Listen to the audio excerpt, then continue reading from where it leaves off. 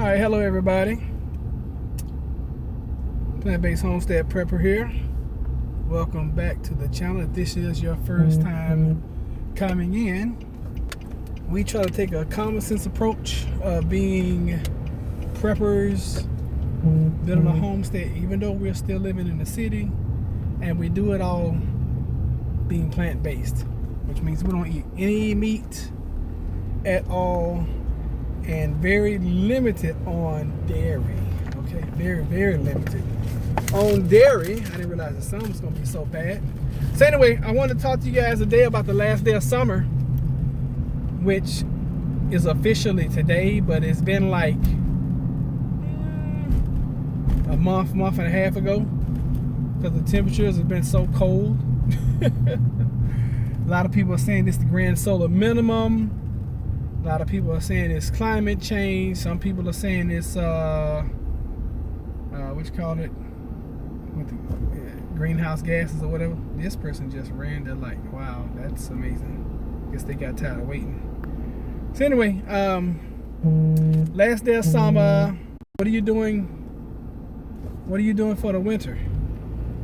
You know, are you prepared? For those that live in the colder climates up north, are you ready? I mean, this is something that happens every year. You should be ready. I know folks around here in Virginia that wait until it starts getting cold. They use wood to burn, and they wait till the last minute to start getting wood. And I'm like, why wouldn't you get wood when the wood is like cheap and it's summer months? I don't know. You know, I'm just saying. Makes sense to me to stock up on stuff that you know you're gonna need in the wintertime during the summer months. But some folks wait to the last minute because they procrastinate about everything. So look at your life, and what are you procrastinating about that you should not be procrastinating about? You know, for example, do you have enough wood to get you through the winter? And if you don't, do you have enough that's going to get you started? And do you have a resource where you can get more? If you use propane, do you have propane already stored up, stocked up? Now I know for folks that use propane as heating, they usually have, like, I guess those, you know, I've seen the 100 I don't know if they're pounds or gallons. I guess it's pounds. Anyway, I've seen the tanks, and then I've seen the huge tanks. They're like, I don't even want to speculate how big they are, but they're huge. So do you have your propane if that's the way you heat? Are you storing up and stocking up on food? You know, what if it gets bad early, which I think is going to, and you get snowed in? Do you have enough food? Do you have a way of making sure that your water doesn't freeze? So it's a lot of things you got to start, you know, if you haven't started thinking about them already. It's a lot of things that you should be focusing and concentrating on now while it's still warm. So this is officially the last day of summer. We're moving into fall, and normally around here in Virginia, it doesn't really start getting cool until Halloween. But this year is a little bit different. I've noticed that the temperatures are starting to get cooler, you know, sooner. Matter of fact, I put up a video about a month and a half ago, and I was like, this is very uncommonly cool for this time of year, and it was still like late July, early August maybe. So, you know, just wanted to come in and give you a friendly reminder that winter is coming. I have a whole series of winter is coming. So make sure you are prepped up for that. So I'm feeling pretty good today because my Cowboys actually won again. I don't know if I ever thought I'd see a time when the Cowboys were 3-0 starting the season out. So pretty excited about that. As I mentioned earlier, we still are city dwellers, and we have been, well, all our lives pretty much. I'm originally from Texas, and even though I'm familiar with country living, I've always dwelled in the city limits. Except for a short period of time when I owned a small little ranch in the country. And that was, you know what, looking back on it, that was like one of the best times of my life. I was really enjoying homesteading, and that's really what it was. It was a homestead, had almost 3 acres, God, I had a ton of goats, had a pig, had chickens, and it was a blast. It wasn't self-sustaining. I could have set it up a lot different, but I yearn to get back to the point where I have space like that. You know, when you are a prepper and you're trying to get off grid as much as possible, you really truly need some land and you need some space. I mean, it just is what it is, you know. But with that comes more responsibility, especially if you're going to try to do it off of the grid.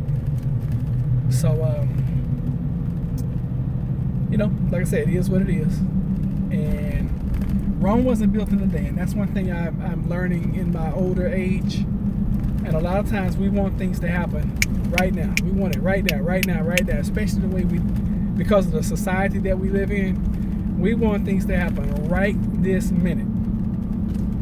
That's not unless you just got a stash of money somewhere. Y'all excuse me, I got a sneeze coming.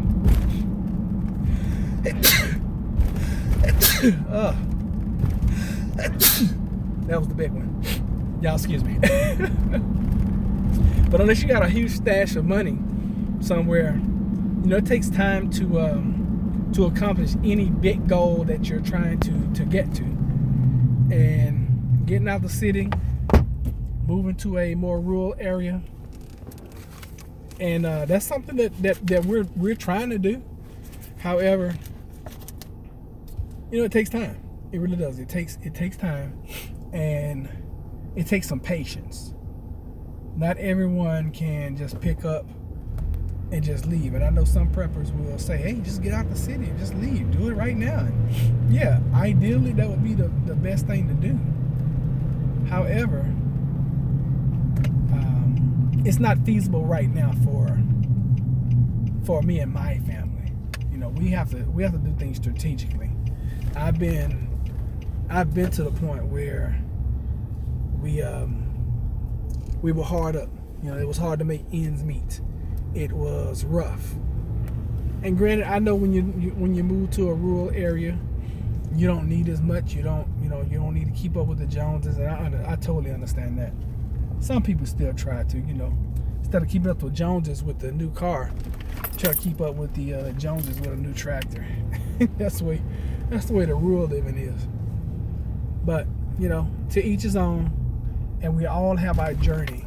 You know, just like with the weight loss and the health that I teach in my other group. You know, we all have a journey, and where someone may struggle with giving up meats and dairy, somebody else may struggle with giving up sweets. You know, I didn't have a problem with giving up meat. I do have a sweet demon though. That sweet demon is very, very, very hard to overcome. But you know, everything comes with practice, with patience, with trial and error, and with trying different things and different tactics. So, with this being the last day of summer, make sure you start stocking up on the things that you need for winter. You know, I've been preaching this winter is coming, and I believe this is going to be a very cold winter for a lot of us. So make sure, sir, make sure, ma'am, you stock up on some wool blankets, get plenty of socks, figure out a way where you can, if your power goes out, you can keep your home warm, and keep thriving. You know, really just keep thriving and keep moving, because that is the key. Keep growing, keep moving, keep doing it. So anyway, we will talk another time. Okay, so thank you guys for being here, and please consider subscribing if you haven't. Hit the bell icon if you have, and send your comments. Send your concerns, send your questions, and who knows, maybe I'll read it on air and answer it. So we'll see you guys on the next video. Take care.